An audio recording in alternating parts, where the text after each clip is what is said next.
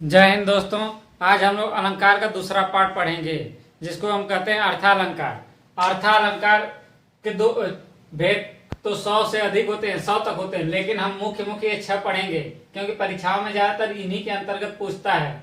देखिए पहला क्या है, उपमा अलंकार, दूसरा उत्प्रेक्षा, तीसरा रूपा, चौथा अतिशयोक्ति, पांचवा संदेह, छठा भ्रांतिमान। तो पहला पढ़ते हैं उपमा अलंकार। उपमा से यानी जिसकी तुलना की जाए। अब उदाहरण तो बहुत सारे पूछा जाता है लेकिन उसका अर्थ सब लोग नहीं निकाल पाते हैं। कुछ का अर्थ निकाल पाते हैं, कुछ का नहीं, समझने में दिक्कत है।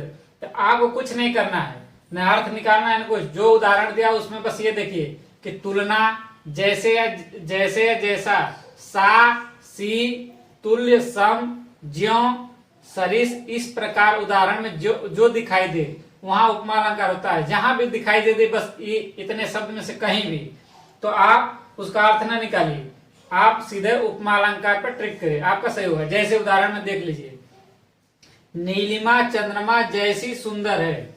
अब नीलिमा चंद्रमा जैसी सुंदर है, इसका अर्थ निकाल लोगे कि नीलिमा चंद्रमा के समान सुंदर है। लेकिन अगर नहीं दिया है, अगर आपका यह अर्थ नहीं निकल पा रहा है तो क्या करेंगे, तो इसमें बस ये देखिए, जैसा, जैसी, जैसे जो भी दिया है ये दिया है, इसलिए हमारा उपमा अलंकार हो जाए।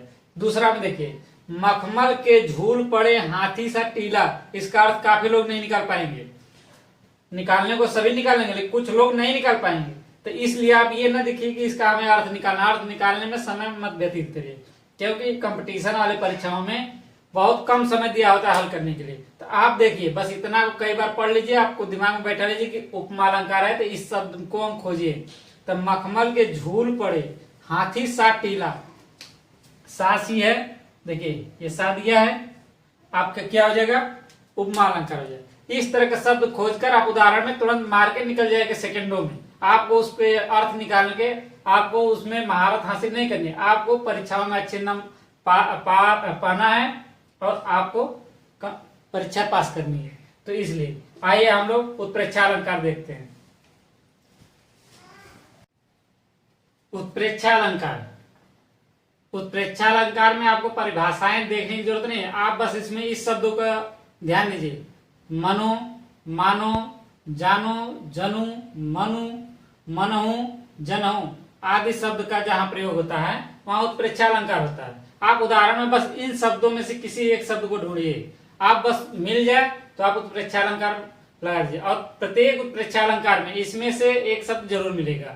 देखिए, चमचमात चंचल नयन, चमचमात चंचल नयन, बीच घूघट पट छीन, मानव सूर सरिता विमल, जल उछरत जुग मीन। तो देखिए इसका अर्थ निकालना असंभव है क्योंकि सभी लोग इसका अर्थ नहीं निकाल पाएंगे। जो बहुत हिंदी पढ़ा है, जो बहुत जानता है वो निकाल लेगा। फिर भी हिंदी को लोग कहते हैं कि कठिन है, आसान है, उसके चक्कर में नहीं पढ़ना है। हमें केवल ये देखना है कि इसमें से जो हमारा ये शब्द है कि नहीं है। तो देखिए, मानव है और कोई नहीं, इसमें से मनहु या मानहु मात्रा से नहीं होता, मनहु है। तो बस आप कौन सा उदाहरण है, उदाहरण में एक मिल गया, उत्प्रेक्षा अलंकार निकाल लीजिए।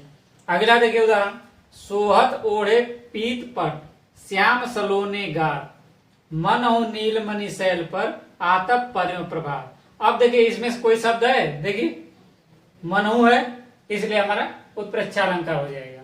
तो इसलिए अगला हम लोग अलंकार देखते हैं और इस अलंकार में बस इतने शब्द का ध्यान दीजिएगा। आप उदाहरण के चक्कर में पढ़ेंगे तो कितने के उदाहरण याद करेंगे, इसलिए आप इसको देख लीजिए।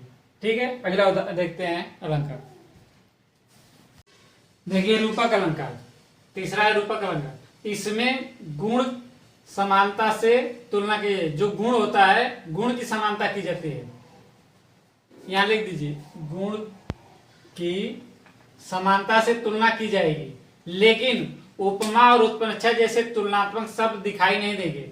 रूपक अलंकार के जितने भी उदाहरण होते हैं, जैसे उत्प्रेक्षा में और उपमा में भी कुछ तुलनात्मक शब्द है, वो भी तुलना है, जैसे सा, सी, मनहु, जनहु, जैसे तैसे, उस तरह का शब्द इसमें नहीं दिखाई देंगे, लेकिन ये भी तुलनात्मक ही उदाहरण होगा।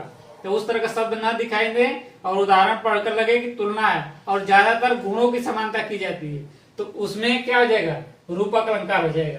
जैसे उदाहरण के माध्यम से हम लोग समझते हैं। पहला उदाहरण, मन सागर मनसा लहरी, बूढ़े बहे अनेक। देखिए मन को किससे तुलना की गई? सागर से, कि सागर के जैसे मन अथाह है, और मनसा जो मन है वो लहर के समान ऊपर नीचे बुड़ता और बहता है, लहर के समान आगे चलता रहता है। तो इसमें क्या है? मन को सागर के लहर और सागर से तुलना की गई है।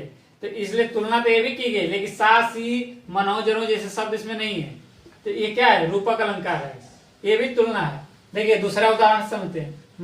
मैं तो चंद्र खिलौना ली हूं, चंद्रमा जैसा, तो जैसा तो नहीं, हिडन है, छिपा है, लेकिन चंद्रमा के समान हमें खिलौना चाहिए, तो उस तरह का शब्द इसमें लोप है, लेकिन ये भी क्या है? तुलनात्मक है। मैं तो चंद्र खिलौना लिए, चंद्रमा के मुख के समान ही खिलौना लूंगा, वैसे ही लूंगा।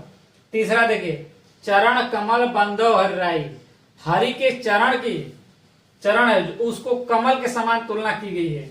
तो तुलना ये भी है, लेकिन उस तरह का शब्द क्या है जो हमारे उपमा और उत्प्रेक्षा में, उस तरह का शब्द इसमें नहीं है, उसका लोप है। लेकिन इसमें उनके गुण की, उनके चरण की जो महिमा है उसकी तुलना किससे की गई? कमल से।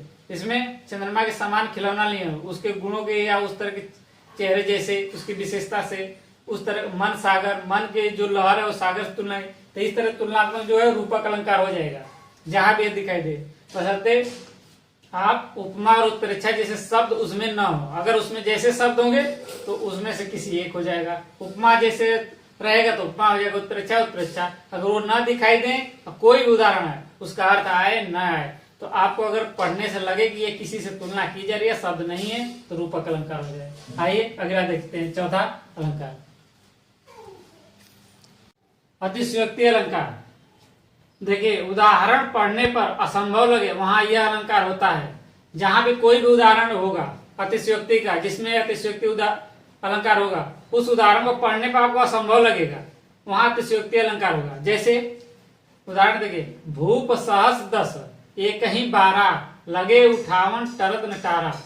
जब रामचंद्र के स्वयंवर, जो सीता का स्वयंवर था, उसमें रामचंद्र जी भी गए थे, उसमें 10,000 लोग, 10,000 जो राजा थे, भूप यानी राजा, एक साथ धनुष को उठाकर हिलाने लगे। तो टर ही नटारा है, हिली ही नहीं, टरी नहीं।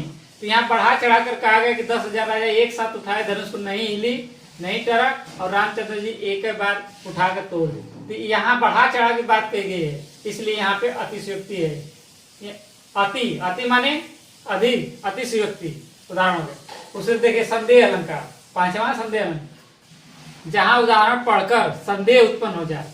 जो भी उदाहरण दिया उसको पढ़ते ही आपके मन में संदेह हो जाए, या उसमें कोई क्लियर न हो पाए कि क्या है, वहां संदेह अलंकार होता है। जैसे सारी बीच नारी है कि नारी बीच सारी है, कि सारी ही की नारी है कि नारी ही की सारी है। ये महाभारत में जब द्रौपदी का चीरहरण हो रहा था, साड़ी खींची जा रही थी, तो उसकी उनकी साड़ी बढ़ती चली गई। तो इसमें कवि ने कल्पना की कि जो साड़ी ही साड़ियों के बीच में नारी है कि नारी के बीच में साड़ी है, कि जो साड़ी वही नारी है कि नारी ही की साड़ी है। तो यहाँ पे क्या है? संदेह हो गया, उसको क्लियर नहीं हो पाया कि कौन क्या है, तो यहाँ संदेह अलंकार हो गया। आइए अगला पढ़ते हैं। देखिए छठवां, भ्रांतिमान अलंकार। भ्रांतिमान इसके नाम से ही कि भ्रम, एक वस्तु के भ्रम से दूसरी वस्तु मान ली जाती है, यानी एक वस्तु के भ्रम से दूसरी भी वस्तु भ्रम में महसूस होती है, दिखाई या उसके जैसे लगता है, वहां भ्रांतिमान अलंकार होता है। जैसे उदाहरण के देखते हैं, मुन्ना तब मम्मी के सर पर देख देख दो चोटी। जो मम्मी के सर, जो छोटा मुन्ना यानी बच्चा था, वो मम्मी के सर पर 2 चोटी देखा।